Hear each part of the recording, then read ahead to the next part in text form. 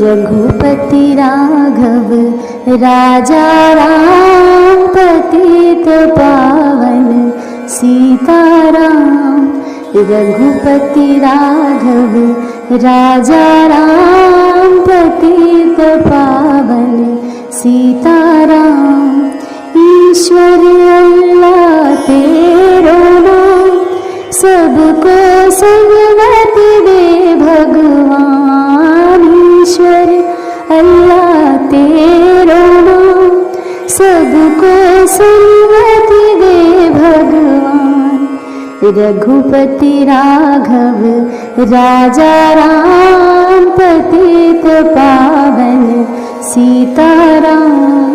मंदिर मस्जिद तेरो धाम, सबको सन्मति दे भगवान। मंदिर मस्जिद तेरो धाम, सबको सन्मति दे भगवान। रघुपति राघव राजा राम पतित पावन सीताराम।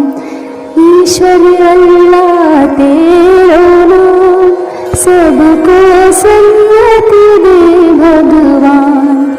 भज प्यारे तू सीताराम, सीताराम सीताराम। रघुपति राघव राजा राम पतित पावन Sitaram. Good morning. Thought of the day. आज का सुविचार। The only place where success precedes work is dictionary. वह एकमात्र स्थान जहाँ सफलता कार्य से पहले आती है वह शब्दकोश है। अर्थात सफलता प्राप्त करने के लिए निरंतर कार्य करना व ठोस प्रयत्न करना अति आवश्यक है। बिना प्रयत्न के सफलता प्राप्त नहीं की जा सकती। धन्यवाद।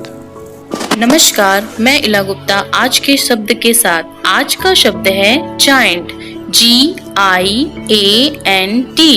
जायंट का अर्थ होता है विशाल या दानव या भीमकाय व्यक्ति या बहुत बड़ा। इसका हम वाक्य में प्रयोग देखेंगे। The machine can dig giant holes, अर्थात मशीन एक बहुत बड़ा गड्ढा कर सकती है। धन्यवाद बच्चों। नमस्कार, मैं शिवानी गर्ग आज की पहेली के साथ।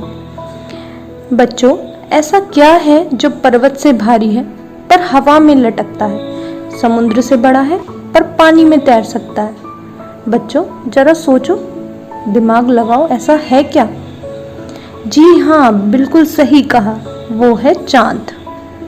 चांद पर्वत से भारी है और हवा में लटकता है, समुद्र से बड़ा भी है और पानी में इसकी परछाई तैर सकती है। धन्यवाद। नमस्कार, मैं शालू कुमार जनपद शामली से प्रस्तुत हूँ आज का इतिहास लेकर। 1173 में आज ही इटली में बनी पीसा की झुकी हुई मीनार का निर्माण शुरू हुआ।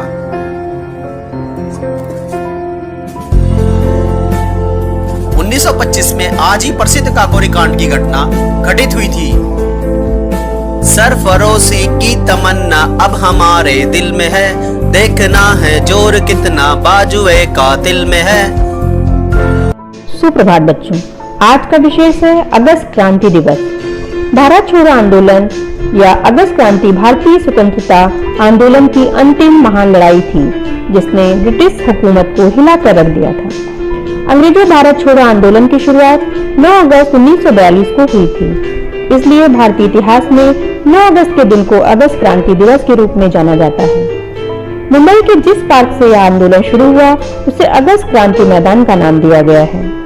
द्वितीय विश्व युद्ध में समर्थन लेने के बावजूद जब अंग्रेज भारत को स्वतंत्र करने को तैयार नहीं हुए तो राष्ट्रपिता महात्मा गांधी ने भारत छोड़ो आंदोलन के रूप में आजादी की अंतिम जंग का ऐलान कर दिया, जिससे अंग्रेजी हुकूमत में दहशत फैल गई।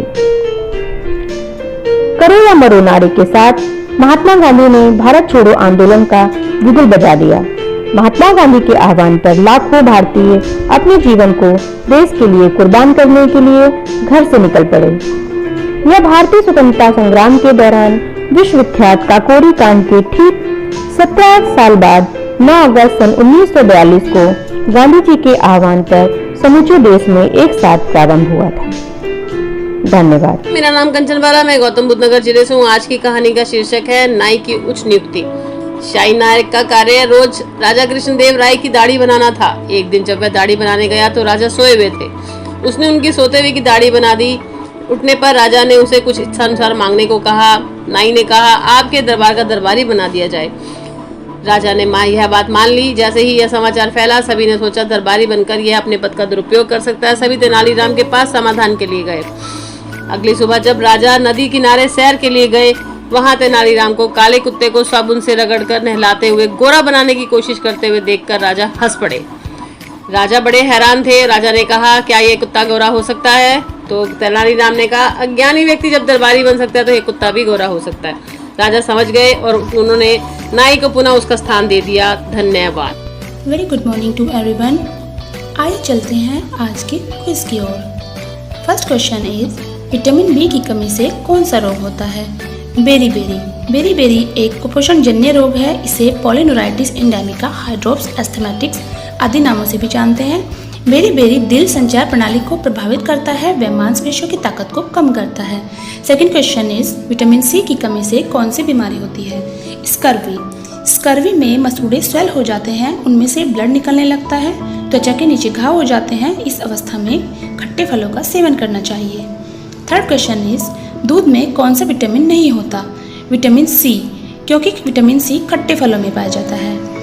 विटामिन डी की कमी से कौन सा रोग होता है? रिकेट्स रोगी की हड्डियों को प्रभावित करता है। इसमें रोगी की हड्डियां टेढ़ी हो जाती हैं। नेक्स्ट क्वेश्चन इज, किस विटामिन की कमी से खून का थक्का नहीं बनता है? आंसर इज विटामिन के। अगर शरीर में विटामिन के की कमी हो जाती है तो हमारा खून चोट लगने पर बहने लगता है और वो रुकता नहीं है। Thank you. गुड मॉर्निंग, मैं अमिता जायसवाल आज का टॉपिक संचारी रोग लेके प्रस्तुत हूँ। रोग दो प्रकार के होते हैं, संचारी रोग और गैर संचारी रोग। संचारी रोग वह रोग हैं जो एक इंसान या जीव से दूसरे इंसान या जीव में फैलते हैं।